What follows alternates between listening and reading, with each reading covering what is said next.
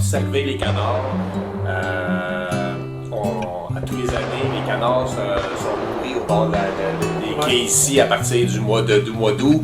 Donc, de voir des canards arriver au printemps, puis c'est les mêmes canards qui reviennent, pour toi, c'est comme tes bébés. Fait que le fait de pouvoir voir ça, je pense qu'un chasseur, c'est ça aussi. C'est pas juste de récolter, c'est d'apprendre à connaître ton gibier.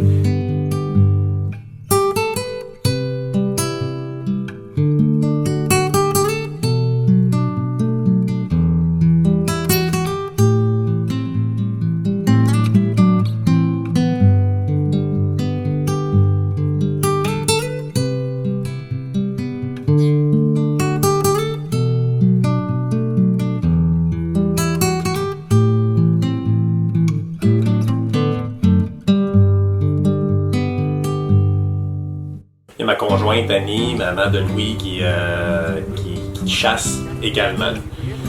Puis à tous les années, depuis 5-6 ans, on fait notre ouverture de canard en famille.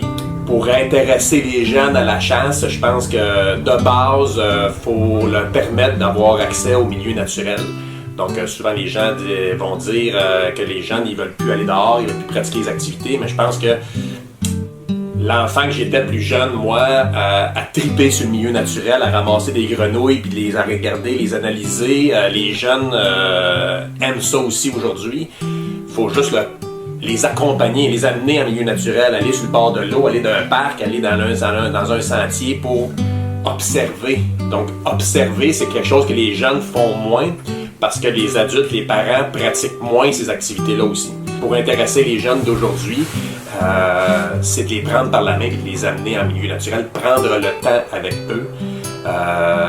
Puis je pense que c'est bon pour eux, c'est bon pour les parents aussi, puis pour la relation parent-enfant, c'est merveilleux. Donc moi je trippe vraiment depuis que Louis chasse, puis que ma fille, sa sœur Laurie a commencé à chasser aussi. Donc on a du bon temps ensemble. Mais c'est de préserver le plus possible le territoire pour qu'il y ait de bâtisseurs, rien, pour que les oiseaux se sentent bien dans le coin, qu'on ait tout le temps un petit peu plus d'achalandage d'oiseaux. Je pense que c'est une question d'habitat aussi. Ouais. Donc, que ce soit pour le poisson, que ce soit pour le gibier terrestre, le gibier, la sauvagine, tout est une question d'habitat. Si les habitats sont là, le gibier est là.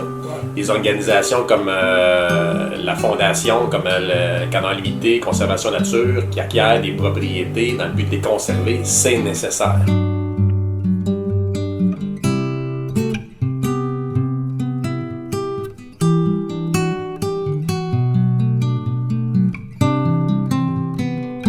Donc, il y a eu beaucoup de pertes d'habitat. Roger dit qu'il y a certaines espèces de canards qui ont presque disparu. C'est simple, il y avait l'habitat anciennement. Aujourd'hui, il n'y a plus l'habitat avec les différentes pratiques, que ce soit agricole ou bien l'industrialisation.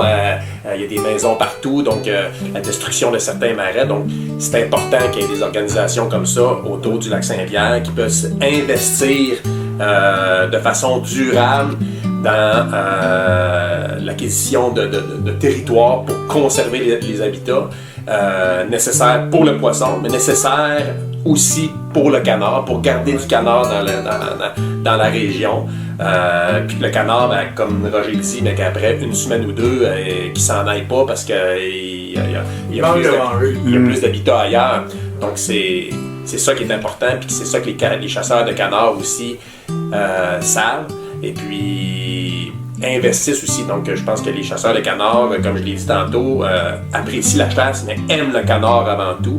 Je pense que ces organisations-là sont nécessaires partout au Québec pour le canard, mais pour Lac-Saint-Pierre ici, je pense que c'est doublement plus important avec toute la biodiversité qui est autour du Lac-Saint-Pierre.